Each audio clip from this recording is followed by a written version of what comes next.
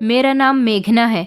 मैं एक middle class family से बिलोंग करती हूँ और गांव की रहने वाली एक मामूली सी लड़की हूँ जिसके बड़े बड़े सपने थे, मगर उन सपनों को तोड़ दिया गया था क्योंकि मेरे पापा ने मम्मी से अचानक ही कह दिया था कि आज मेघना की शादी है। मैं तो अपने पापा की बात सुनकर हैरानी रह गई थी, लेकिन इतनी भी हैरानी नहीं हुई थी क्योंकि हमारे गांव में ऐसा ही होता था। 2 या 3 दिन पहले रिश्ता तय किया जाता था और उसके बाद फौरन ही शादी कर दी जाती थी। शादी में 1 महीना, 15 दिन, 10 दिन या फिर 5 दिन भी नहीं लगाए जाते थे। सिर्फ 2 या 3 दिन में ही बेटियों की शादी कर दी जाती थी। बस जब तक बेटी का रिश्ता नहीं लगता था तब तक तो माता पिता खामोश रहते थे, लेकिन जैसे ही रिश्ता लग जाता था उसकी शादी की तैयारियां शुरू हो जाती थी। ऐसा हमारे गांव का रिवाज था क्योंकि हमारे गांव के सारे ही लोग गरीब थे और रस्म और रिवाज को बहुत मानते थे। हमारे गांव में रिश्ता लगते ही 2-3 दिन के अंदर शादी हो जाती थी तो ठीक था, लेकिन अगर उससे ज्यादा समय लगता था तो माता पिता को अपनी बेटियों को दहेज देना पड़ता था। हालांकि हमारे गांव के लोग गरीब थे और अपनी बेटी को दहेज ना देना पड़े इसलिए उनका रिश्ता लगते ही शादी की जल्दबाजी करते थे। और ना ही हमारे गांव में शादियां खूब धूमधाम से होती थीं। हमारे यहाँ तो लड़की की मर्जी तक नहीं पूछी जाती थी, बस झटपट रिश्ता तय करने के बाद ही फौरन शादी कर दी जाती थी। इस बीच लड़की को इतना मौका ही नहीं मिलता था कि वो अपनी कोई तैयारी कर सके या फिर उसकी आंखों में कुछ सपने हैं जो वो उनको पूरा कर सके। बस माता पिता अपना फैसला सुना दिया करते थे और लड़की को अपने माता पिता की बात ही माननी पड़ती थी। प्यार मोहब्बत करना तो हमारे गांव में बहुत बड़ा पाप था। जो लड़का या लड़की प्यार मोहब्बत किया करते थे उनके घर वाले जल्द ही उनकी शादी का फैसला सुना दिया करते थे। हमारे गांव के रस्मों रिवाज सच में बहुत अलग थे, लेकिन मैं पढ़ी लिखी थी, मैं इन सब बातों का शिकार नहीं होना चाहती थी। आखिरकार मेरे घर वाले भी मेरा फैसला सुना चुके थे और हमारे गांव की लड़की या लड़का अगर अपने माता पिता के फैसले के खिलाफ जाते थे तो उनको गांव से निकाल दिया जाता था और फिर दोबारा ना तो वो कभी अपने माता पिता से मिल सकते थे और ना ही माता पिता की किसी भी चीज पर उनके बच्चों का हक था। हमारे गांव के लोग इन मनगढ़ंत रस्मों पर चलते थे और हाँ, उनको ये रस्में ठीक लगती थी। मैं भी अपने माता पिता के आगे बहुत रोई थी, गिड़गिड़ाई थी, मगर मेरी कोई सुनवाई नहीं की गई थी। मेरे माता पिता कहते थे कि हमने तुम्हें पढ़ाया लिखाया है, यही हमारा बहुत बड़ा एहसान है, मगर हमने तुम्हारे साथ जो किया तुमको उसका बदला चुकाना होगा। क्या कहीं ऐसा भी होता है कि माता पिता अगर अपनी औलाद की सारी जिंदगी परवरिश करते हैं, उसे अच्छी शिक्षा देते हैं, तो क्या आगे चलकर वो उससे उसका बदला भी मांगा जाता है? ऐसा मेरे साथ हुआ था क्योंकि हमारे गांव की लड़कियों में इतनी हिम्मत ही नहीं थी कि वो अपने माता पिता के आगे जबान भी चला सके। एक मैं ही ऐसी थी जो पढ़ लिख जाने के बाद इतनी कामयाब हो चुकी थी कि अपने माँ बाप के आगे क्या, सारी दुनिया के आगे इंसाफ के लिए लड़ सकती थी। लेकिन जब मेरे पापा ने ये बात कही थी कि हमें हमारी परवरिश का बदला चाहिए और ये बदला इस तरह ही पूरा हो सकता है कि तुम हमारी मर्जी के मुताबिक शादी करो और खामोशी से अपने ससुराल जाकर वहाँ सुखी रहो और अपना घर बसाओ, अपने पति का ख्याल रखो, उसके लिए अपनी जिंदगी को न्योछावर कर दो। मैं अपने माता पिता की इस बात पर मजबूर हो गई थी और फिर मैंने उनका यह एहसान चुकाने के लिए मजबूरन इस शादी के लिए हाँ कर दी थी। मुझे तैयार कर दिया गया था और फिर मेरी शादी भी हो चुकी थी। हमारे यहाँ ये रस्म भी थी कि लड़का या लड़की शादी से पहले एक दूसरे का चेहरा तक नहीं देख सकते। जब उनका रिश्ता लग जाता था तो उन पर पाबंदियां लगा दी जाती थी कि वो एक दूसरे का चेहरा जब तक नहीं देख लेंगे जब तक उन दोनों की शादी नहीं हो जाएगी। लड़का लड़की एक दूसरे का चेहरा पति पत्नी बनने के बाद शादी की पहली रात अपने बंद कमरे में ही देख सकते थे। इसलिए मैंने भी अपने पति को नहीं देखा था। मैं तो जानती भी नहीं थी कि मेरा पति कौन था। मुझे दुल्हन बनाकर तैयार कर दिया गया था और एक लंबा सा घूंघट मेरे चेहरे पर डाल दिया गया था ताकि मेरा चेहरा न दिख सके। मेरा पति भी दूल्हे के कपड़ों में लंबा सा सहरा बांध कर आया था जिसका चेहरा मेरे अलावा सब लोग देख सकते थे, मगर मैं नहीं देख सकती थी। मुझे लगता था कि मेरे माता पिता मुझसे बहुत प्यार करते हैं। आखिरकार मैं उनकी इकलौती बेटी थी। उन्होंने मेरे हर सपने को पूरा किया था, भले ही वो मेरी शादी जल्दबाजी में कर रहे थे क्योंकि ऐसा करना तो हमारे गांव का रिवाज था, लेकिन वो कभी भी मेरी शादी किसी उल्टे सीधे इंसान के साथ नहीं करवाएंगे। मुझे लगता था कि मेरे माता पिता ने मेरा हमसफर किसी ऐसे इंसान को चुना होगा जो अच्छा होगा, समझदार होगा, जिसको औरत की इज्जत करनी आती होगी। फिलहाल मेरी शादी हो चुकी थी। मैं विदा होकर अपनी ससुराल आ गई थी। मैंने अपनी ससुराल में सिर्फ एक ही औरत को देखा था। वो एक जवान औरत थी। मुझे लगता था कि शायद मेरे ससुराल में कोई नहीं है सिर्फ इस औरत के अलावा, लेकिन ये औरत मेरी जेठानी थी। नन थी या फिर मेरे पति की कोई रिश्तेदार थी, मैं उसको नहीं जानती थी। बस वो मेरे साथ बातचीत कर रही थी। उसने कुछ रस्में करने के बाद मुझे कमरे के अंदर भेज दिया था। मैं दुल्हन बनी हुई अपने पति के कमरे में आने का इंतजार कर रही थी। थोड़ी देर गुजरी थी जब कमरे का दरवाजा खुला और कमरे में आने वाले इंसान को देखकर मेरी आंखें फटी की फटी रह गई थी। मैं हैरान रह गई थी और फौरन मेरा दिल जोर जोर से धड़कने लगा था। मुझे अपनी आंखों पर विश्वास नहीं हो रहा था कि मेरे माता पिता ने मेरे साथ इतना बड़ा धोखा किया है। आखिर कोई अपनी ही इकलौती बेटी के साथ ऐसा कैसे कर सकता है, जिसको उन्होंने सारी जिंदगी हथेली का छाला बनाकर रखा हो। और जब बात उसकी पूरी जिंदगी की आई तो वो लोग मेरे लिए कितना गलत फैसला कर चुके थे। ये वो इंसान था जिसके बारे में मैंने सोचा भी नहीं था कि मेरी शादी इसके साथ भी हो सकती है। आखिर मेरे माता पिता ने मुझसे मेरी कौन सी गलती का बदला लिया था, क्योंकि जब मैंने उस आदमी को देखा तो मेरा दिल कह रहा था कि आखिर मैं इस इंसान के साथ अपनी जिंदगी कैसे गुजार सकूंगी, क्योंकि ये तो वो इंसान था जो मैंने जब जन्म लिया था तो मैं बहुत ज्यादा खूबसूरत थी। मेरे सारे ही रिश्तेदार मेरे माता पिता से कहते थे कि तुम्हारी बेटी बहुत ज्यादा खूबसूरत है, जब जवान होगी तो ना जाने उसकी खूबसूरती में कितना बढ़ावा हो जाएगा। जैसे जैसे मैं बड़ी हुई तो मैं बहुत ज्यादा समझदार भी होने लगी थी। शायद मुझे ये समझदारी मेरे भगवान ने दी थी। मैं अपने माता पिता की इकलौती बेटी थी और मेरे बाद मेरी मम्मी दोबारा कभी माँ नहीं बन सकी थी, क्योंकि हमारे गांव की दाई ने कह दिया था कि तुम अब कभी भी माँ नहीं बन सकती। यही बच्ची तुम्हारा बेटा है और यही तुम्हारी बेटी है। इसे ही संभाल कर पालो, ये तुम्हारे लिए बहुत कीमती है, क्योंकि भगवान इसके बाद तुम्हें कभी औलाद नहीं देने वाला। ये बात सुनकर मेरी माँ रोई तो बहुत थी, लेकिन फिर कहते हैं ना कि वक्त के साथ साथ हर जख्म भर जाता है। उनके पास इतनी खूबसूरत बेटी थी जिसको उन्होंने फूलों की तरह पाल पोस कर बड़ा किया था। मेरी हर ख्वाहिश को मेरे पापा पूरी किया करते थे। हमारे गांव में लड़कियां ज्यादा पढ़ाई लिखाई नहीं करती थीं और ना ही हमारे गांव में कोई स्कूल था। मैं पढ़ना चाहती थी, क्योंकि कुछ लोग ऐसे होते हैं जिनके अंदर कोई ना कोई खूबी जरूर होती है, और मेरे अंदर ऐसी खूबी थी कि अपने गांव में ना तो मैंने आज तक किसी बच्चे को स्कूल जाते हुए देखा था और ना ही मेरे गांव में कभी कोई स्कूल था। ये शौक तो मेरे अंदर मेरी माँ के पेट से ही था। ऐसा इसीलिए था क्योंकि मेरी माँ भी अपने बचपन में पढ़ाई लिखाई करने के लिए बहुत तरसी थी। उनको मेरी नानी ने शिक्षा नहीं दिलवाई थी, जबकि मेरी माँ तो चाहती थी कि वो पढ़ लिख कर एक कामयाब डॉक्टर बन सके या फिर नर्स, लेकिन कम उम्र में ही उनकी शादी करने के बावजूद उनके सारे सपने चूर चूर होकर रह गए थे। मेरी माँ के दिल में उनका सपना पूरा करने की ख्वाहिश आज भी थी, और जब मैं उनके पेट में पूरे 9 महीने तक पल रही थी तब वो हमेशा अपने दिल में यही सोचती थी कि वो शिक्षा हासिल नहीं कर सकी तो क्या हुआ, उनकी बेटी हुई तो वो उसे जरूर शिक्षा देंगी, और अगर बेटा हुआ तो उसे भी एक कामयाब इंसान बनाएंगी। और फिर जैसे जैसे मैं बड़ी होती गई मेरे अंदर खुद ब खुद पढ़ाई लिखाई का शौक पैदा होने लगा। आखिरकार मेरी माँ मुझे अच्छे संस्कार दे रही थी और वो हमेशा यही कहती थी कि पढ़ लिख कर इंसान हमेशा कामयाब बनता है। मेरे दिमाग में ये बात बैठ गई थी कि मुझे पढ़ लिख कर कामयाब इंसान तो जरूर बनना है, लेकिन साथ ही साथ अपने माता पिता का नाम भी रोशन करना है। मेरी जिंदगी इसी तरह से गुजर रही थी। मैं 5 साल की हुई थी जब मेरी माँ ने मेरा एडमिशन पड़ोस वाले गांव के एक स्कूल में करवा दिया था। वहां पर सरकारी स्कूल था, पढ़ाई लिखाई बहुत कम होती थी, लेकिन मेरे लिए इतना ही बहुत था कि मेरा एडमिशन स्कूल में हो चुका था। हमारे गांव की लड़कियां स्कूल जाती थीं तो गांव वाले इस बात के खिलाफ होते थे, लेकिन मेरे पापा गांव वालों के खिलाफ भी जा चुके थे, सिर्फ और सिर्फ अपनी बेटी के लिए। जिस स्कूल में मैं पढ़ने के लिए जाती थी वहां शिक्षा पर कोई भी ध्यान नहीं दिया जाता था, लेकिन फिर भी मैंने वहां से अच्छे नंबरों से इंटर पास किया था और अब मैं 19 साल की हो चुकी थी। मैं चाहती थी कि मेरा एडमिशन शहर के किसी अच्छे कॉलेज में हो जाए, और फिर मेरी ये ख्वाहिश भी मेरे कहने से पहले ही पूरी कर दी गई थी। मेरे पापा भी एक मामूली से किसान थे, लेकिन अपनी बेटी के शौक पूरे करने के लिए वो कुछ भी कर लिया करते थे। मैं हमेशा यही सोचती थी कि मेरे पापा ने मुझे पढ़ाने के लिए जितनी मेहनत की है, मैं जब उनका नाम रोशन करूंगी तब उनको बहुत अच्छा लगेगा और वो यही सोचेंगे कि मेरी बेटी ने मेरी सारी जिंदगी की मेहनत का फल मुझे दे दिया। पापा ने मेरा एडमिशन शहर के अच्छे कॉलेज में करवा दिया था। पहले तो मेरे पापा मुझे खुद ही कॉलेज छोड़ने के लिए चले जाते थे और लेने भी आते थे, लेकिन अब मैं काफ़ी समझदार हो गई थी।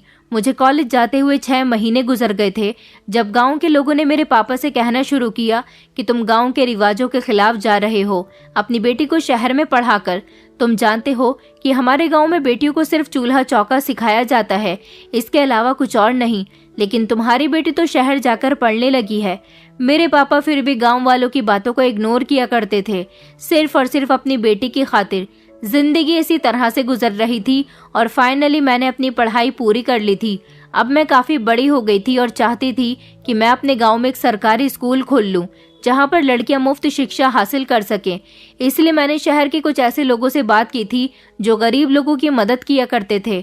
अगर गांव में किसी चीज़ की कमी होती थी तो वो वहां की व्यवस्था पर ध्यान देते थे। मैं अपने गांव में स्कूल खोलने के लिए अपने कॉलेज के कुछ प्रोफेसर के साथ, जो मेरी मदद करने के लिए पूरा सहयोग कर रहे थे, उनको लेकर मैं अपने घर सरपंच जी के पास चली गई। मैंने गांव के सरपंच जी से जब अपने ही गांव में सरकारी स्कूल खोलने की परमिशन मांगी तो उन्होंने मुझे साफ साफ इनकार कर दिया था। उन्होंने कहा था कि हमारे गांव की व्यवस्था एक तरफ और हमारे गांव के रस्म रिवाज एक तरफ हैं, जिनके साथ हम चाहकर भी खिलवाड़ नहीं कर सकते।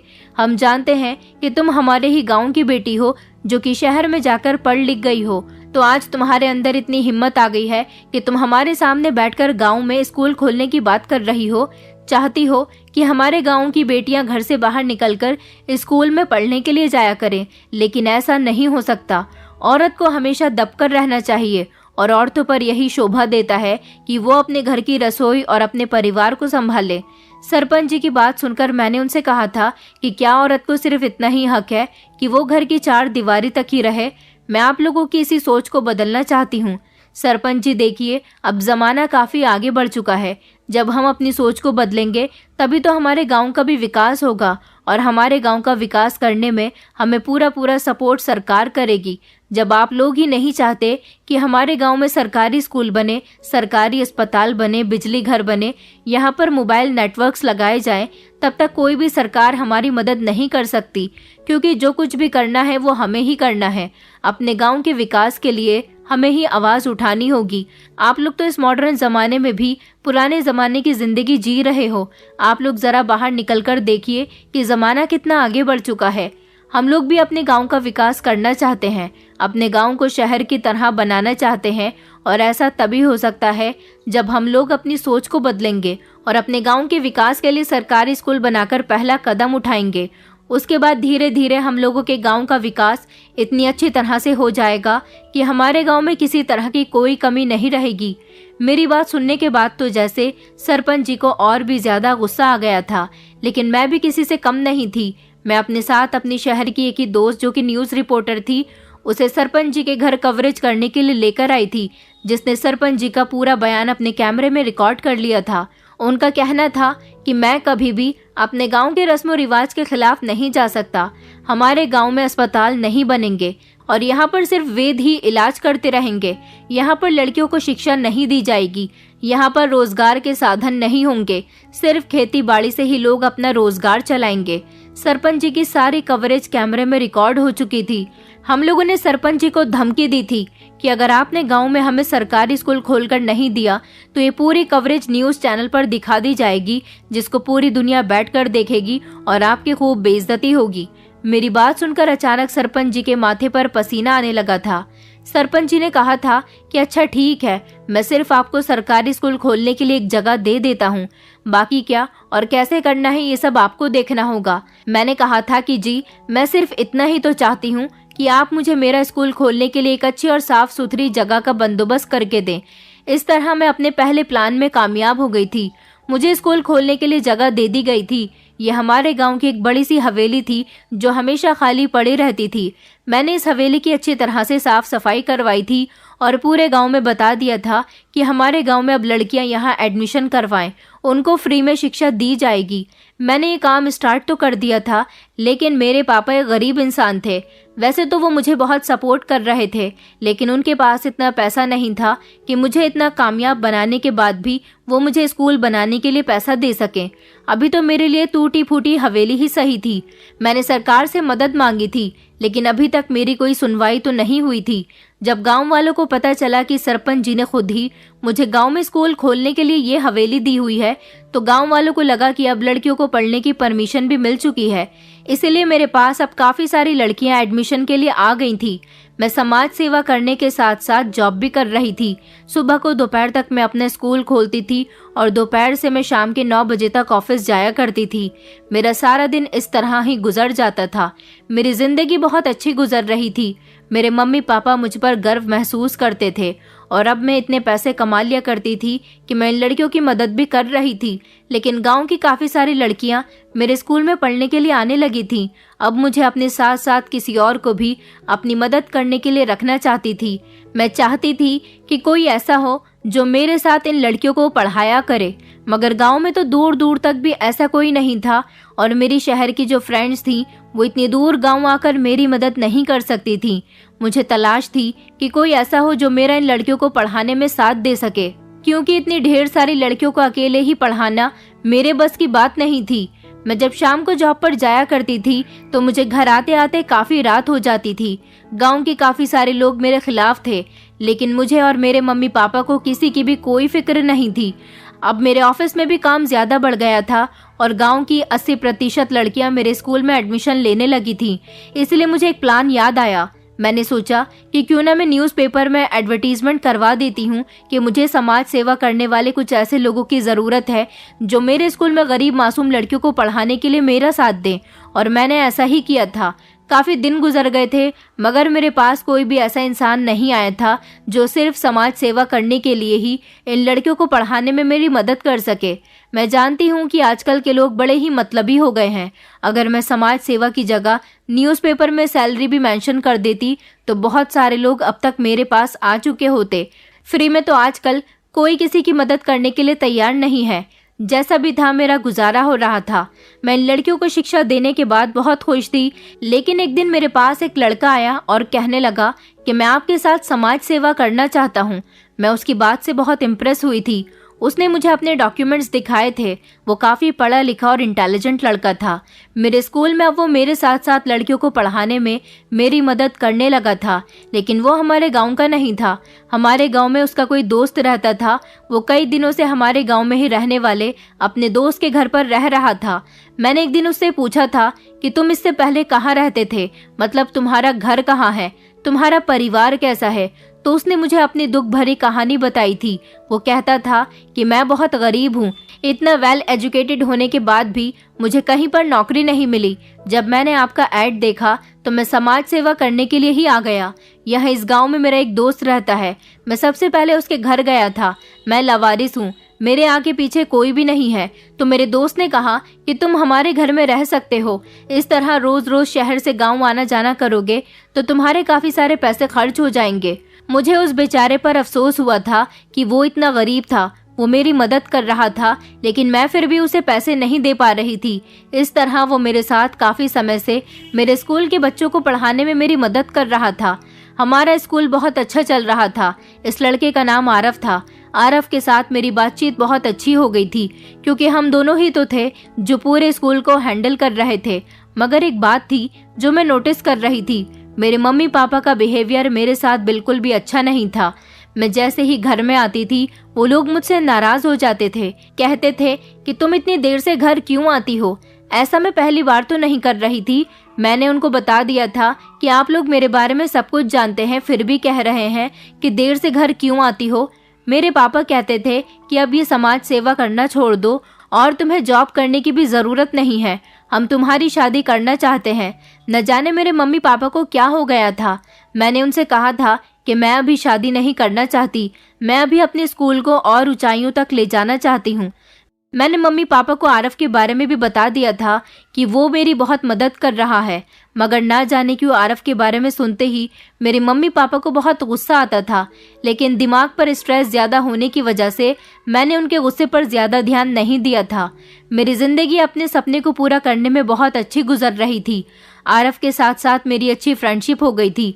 जब हर महीने मेरी सैलरी आई थी तो मैं अपनी सैलरी से अब उसको खर्चे के लिए 2-3 हज़ार रुपए दे दिया करती थी, तो वो बहुत खुश हो जाता था।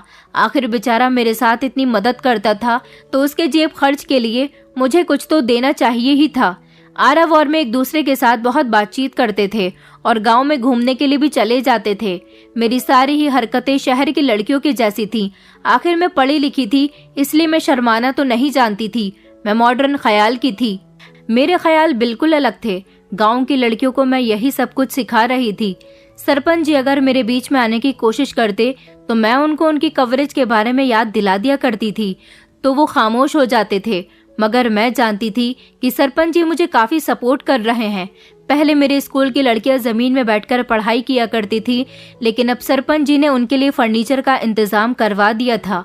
मैं बहुत खुश थी, लेकिन मैं नहीं जानती थी कि आने वाला समय मेरी जिंदगी को पूरी तरह से बदल कर रख देगा। आरव के साथ मेरी अच्छी फ्रेंडशिप हो गई थी। अब वो मेरे साथ साथ घर भी आता था। मैं सोचती थी बेचारा अपने दोस्त के यहाँ रहता है, पता नहीं उसे वहाँ पर कैसा खाना मिलता होगा। इसलिए 1-2 बार मैं उसे अपने घर पर लेकर आ गई थी। मेरे मम्मी पापा का मूड उसे देखकर कुछ अच्छा नहीं था, लेकिन हमारे घर में आने के बाद वो बेचारा पेट भरकर खाना खाया करता था। मुझे उस बेचारे पर बड़ा तरस आता था कि कुछ ऐसे भी बेरोजगार लोग होते हैं जो वेल एजुकेटेड होने के बावजूद भी अच्छी नौकरी को सिर्फ हमेशा ही तलाश करते रह जाते हैं। उन्हें अच्छी नौकरी नहीं मिल पाती। मैं चाहती तो आरव को अपनी कंपनी में भी जॉब दिलवा सकती थी, क्योंकि वो मुझसे भी ज्यादा इंटेलिजेंट था और अच्छी यूनिवर्सिटी में पढ़ाई किया हुआ था, लेकिन मैं ऐसा नहीं कर सकती थी। अगर मैं आरव को जॉब पर लगवा देती तो शायद वो स्कूल में मदद नहीं करता, क्योंकि हर इंसान जहां अच्छी सैलरी देखता है वहीं काम करने की कोशिश करता है। एक मैं ही तो ऐसी थी जिसे समाज सेवा करने का बहुत शौक था और हर तरह से मैं अपने गांव के विकास के बारे में सोचती रहती थी। मैंने सोचा हुआ था कि एक दिन मैं अपने गांव का विकास जरूर करके रहूंगी। मैंने धीरे धीरे गांव वालों की सोच को तो बदल दिया था। गांव वाले अपनी बेटियों को बड़े शौक से हमारे स्कूल में लेकर आ रहे थे और पढ़ाई में सारी ही लड़कियां बहुत अच्छी जा रही थी। आरव और मैं स्कूल बंद करने के बाद एक साथ ही घर के लिए निकलते थे। हमारे गाँव के लोग हम दोनों को एक साथ देखकर आंखें फाड़ फाड़ कर देखते थे, जैसे हम दोनों को खा जाएंगे। एक दिन मैं जल्दी घर आ गई थी जब मैंने देखा कि मेरे मम्मी पापा आपस में बातें कर रहे थे, लेकिन जब मैंने उनकी बात पर गौर किया तो मेरे पैरों तले से जमीन निकल गई थी, क्योंकि पापा मेरी मम्मी से कह रहे थे कि मैं मेघना की शादी करना चाहता हूँ। मैंने उसका रिश्ता तय कर दिया है। अपने पापा की बात सुनकर मुझसे बर्दाश्त नहीं हुई थी और मैंने उनसे कहा था कि आखिर आप मेरी शादी कहाँ करना चाहते हैं। मैं कहीं शादी नहीं करना चाहती। पापा कहने लगे कि तुम हमारे गांव के रिवाज को जानती हो, हमारे गांव में 2-3 दिन में ही शादी कर दी जाती है। मैं तुम्हारा रिश्ता तय कर चुका हूँ, परसों तुम्हारी शादी है। मैंने कहा पापा आप ये किस तरह की बातें कर रहे हैं? आप जानते हैं ना कि आपकी बेटी अपना सपना पूरा करना चाहती है और आपने कितनी मेहनत करने के बाद मुझे यहाँ तक पहुँचाया है, और अब आप चाहते हो कि मैं शादी करके अपनी ससुराल चली जाऊँ? ऐसा नहीं हो सकता। पापा आपने, मम्मी ने और मैंने यहाँ तक पहुँचने के लिए कितनी मेहनत की है। मेरी मम्मी कहने लगी कि हम जानते हैं कि हमने तुम्हें बहुत सपोर्ट किया, मगर अब तुम हमारी इज्जत रख लो। तुम नहीं जानती कि हमें क्या कुछ नहीं झेलना पड़ रहा। मैंने कहा क्यों, ऐसा भी क्या हो गया है?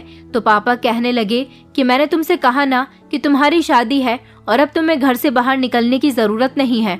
परसों तुम्हारी शादी है और तुम्हें खामोशी से शादी कर लेनी है। मैं तो जिद पर अड़ गई थी कि मैं किसी भी हाल में शादी नहीं करूंगी। पापा कहने लगे अच्छा तो हमारा एहसान ही चुका दो, जो सारी जिंदगी हमने तुम्हें पढ़ा लिखा कर इतना बड़ा कर दिया। गांव वाले सही कहते हैं कि कभी भी गांव की लड़की को शहर पढ़ने के लिए नहीं भेजना चाहिए, लड़कियां बिगड़ जाती हैं। मगर मैंने तो तुम्हारे हर सपने को पूरा किया, जो तुमने कहा मैंने वैसा ही किया, लेकिन अब मैं और ज्यादा बर्दाश्त नहीं कर सकता। अपने मम्मी पापा की बातें सुनकर मेरा दिमाग खराब हो रहा था। आखिर ये लोग किस तरह की बातें कर रहे थे? मैं तो उनकी बातों का मतलब ही नहीं समझ पाई थी। बस यही कह रही थी कि मुझे शादी नहीं करनी है। आखिर आप दोनों ही किस तरह की मनगढ़ंत बातें कर रहे हो? मगर मेरे मम्मी पापा ने मुझे इमोशनली ब्लैकमेल कर लिया था और मैंने इमोशंस में बहकर शादी के लिए हाँ कर दी थी।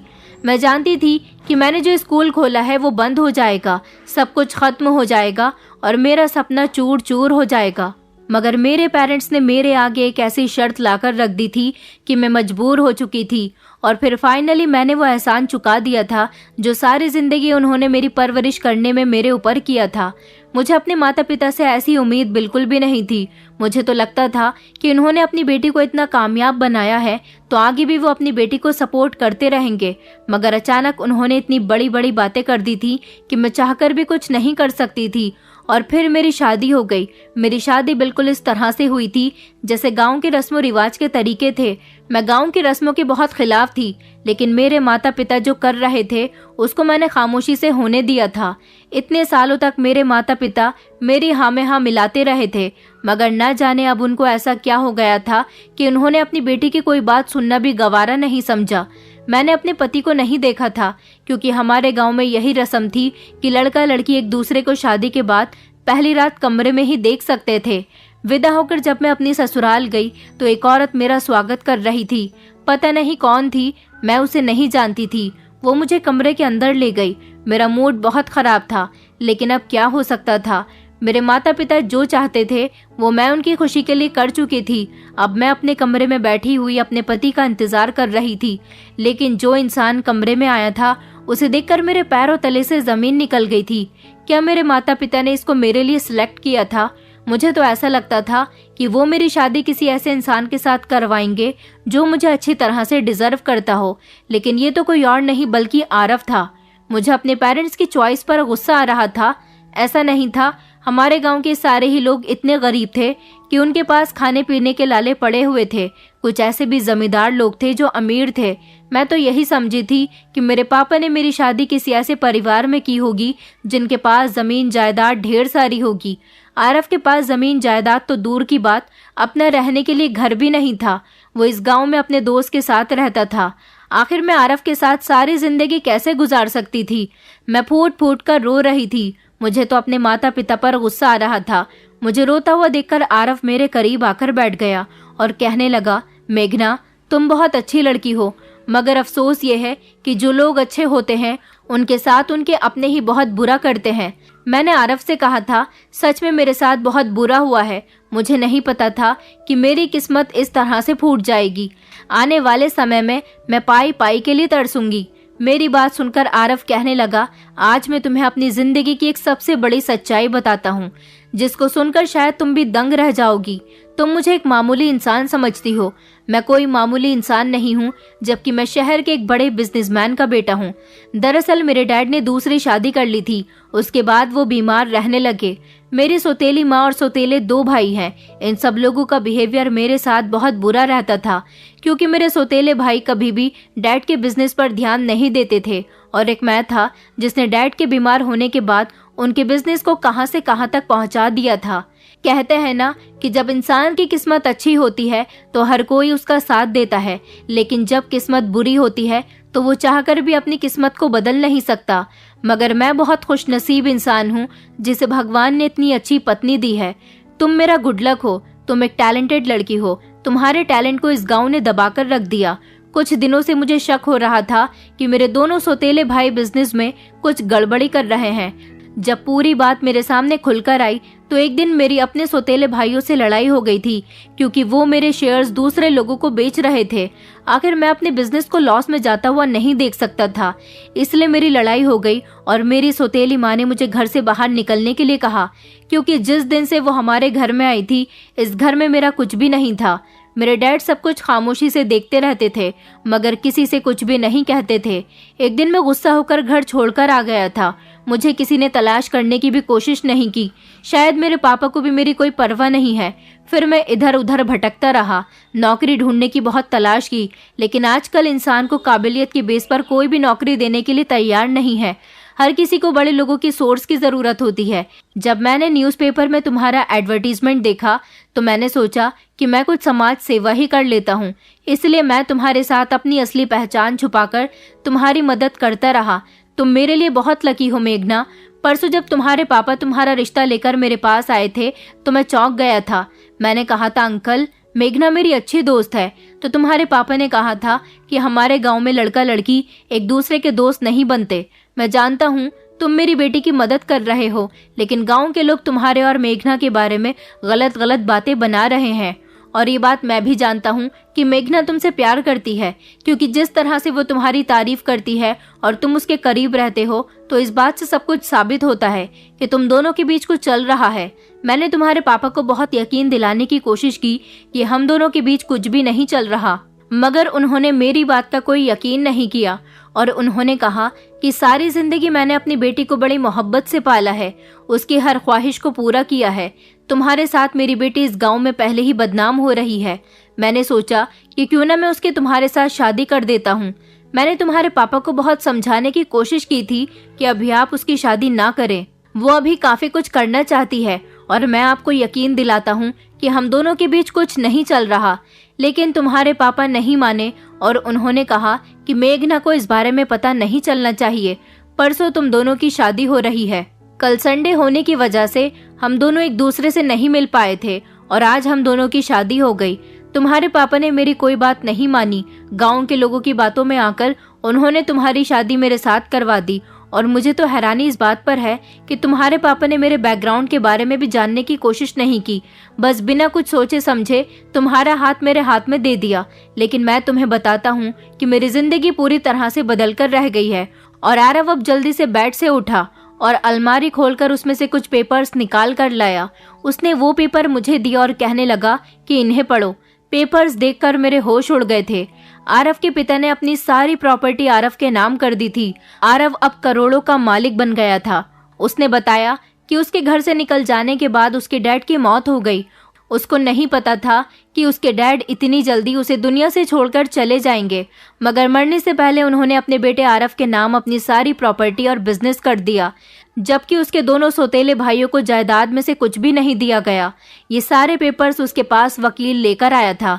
वकील ने उसे पूरी बात बताई और कहा कि अब अपने घर जाकर अपने सौतेले भाइयों और सौतेली माँ को भी घर से निकाल सकते हो, क्योंकि अब हर चीज पर तुम्हारा हक है। आरव बहुत खुश हो रहा था। उसने कहा, जिस दिन तुम्हारे पापा मुझसे तुम्हारे रिश्ते की बात कर रहे थे, उसी दिन मेरे पास वकील भी आया था। एक ही दिन में मेरे पास दो गुड न्यूज आई थी। मैंने फौरन ही तुम्हारे पापा से रिश्ते के लिए हाँ कर दी थी, क्योंकि हम दोनों एक दूसरे को डिजर्व करते हैं। तुम मेरी पत्नी हो, मैं तुम्हारे सारे सपने पूरे करूंगा। इस गांव में विकास होगा, सरकारी स्कूल बनेंगे, अस्पताल बनेंगे, बिजली की अच्छी व्यवस्था होगी। इस गांव को मैं पूरी तरह से बदल कर रख दूंगा। बस आज की रात तुम मेरे साथ इस छोटे से घर में गुजार लो। कल से मैं तुम्हें अपने घर लेकर चलूंगा। ये मेरे दोस्त का घर है और ये उसकी पत्नी है।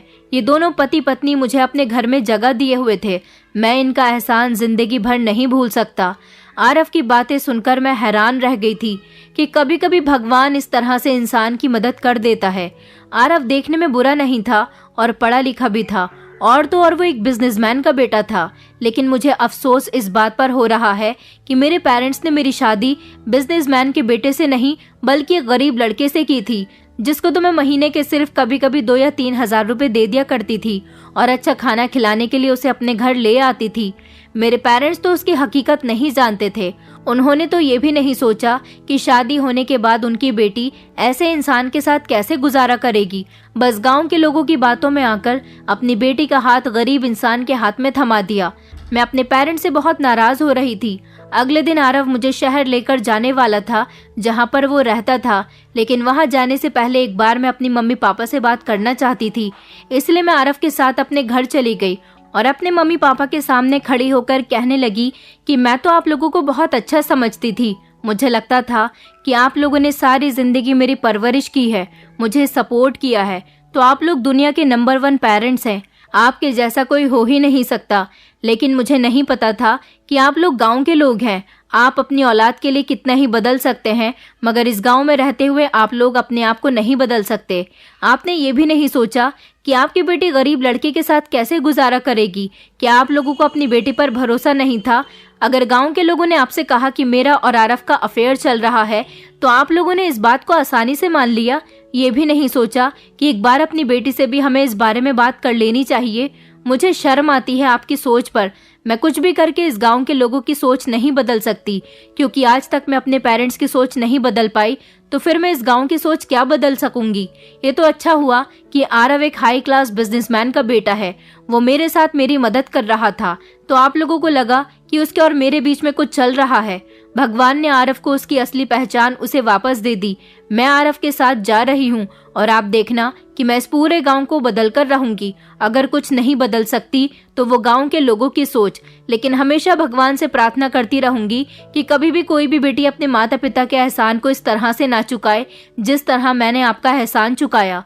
मेरे पेरेंट्स बहुत शर्मिंदा हो रहे थे, नजर झुकाकर मेरे सामने खड़े हुए थे, क्योंकि उन्हें एहसास हो रहा था कि उन लोगों ने अपनी बेटी के साथ गांव के लोगों की बातों में आकर गलत किया, जबकि उनकी बेटी बिल्कुल भी गलत नहीं है। मैं अपने पति के साथ उसके घर में आ गई थी। उसने अपने दोनों सौतेले भाइयों को घर से निकाल दिया था, क्योंकि अब हर चीज का मालिक वो था। उसने अपनी सौतेली माँ से भी कहा था कि अगर आप इस घर में रहना चाहती हो तो रह सकती हो, लेकिन आपके बेटे इस घर में नहीं रह सकते। उसकी सौतेली माँ ने साफ इनकार कर दिया कि वो आरव के साथ नहीं रहेगी। वो अपने बेटों के साथ इस घर से चली गई थी और अब इस घर में सिर्फ हम दोनों पति पत्नी ही रहते हैं। भगवान का दिया हमारे पास सब कुछ है और इस सब से ही हमने अपने गांव का विकास किया। वहां पर सरकारी अस्पताल बनवाए, शहर के बेस्ट डॉक्टर वहां लोगों का मुफ्त इलाज कर रहे हैं, शहर के बेस्ट टीचर्स वहां स्कूल बनने के बाद बच्चों को पढ़ा रहे हैं। और तो और हम लोगों ने गांव को पूरी तरह से बदल कर रख दिया। मेरे मम्मी पापा आज भी मुझसे अपनी गलती की माफी मांगते हैं। इस बात को 7 साल हो गए। गांव काफी बदल चुका है। गांव के सरपंच, मुखिया, बल्कि गांव का एक एक इंसान मेरी इज्जत करता है, क्योंकि एक मैं ही थी जिसकी वजह से गांव का विकास हो चुका।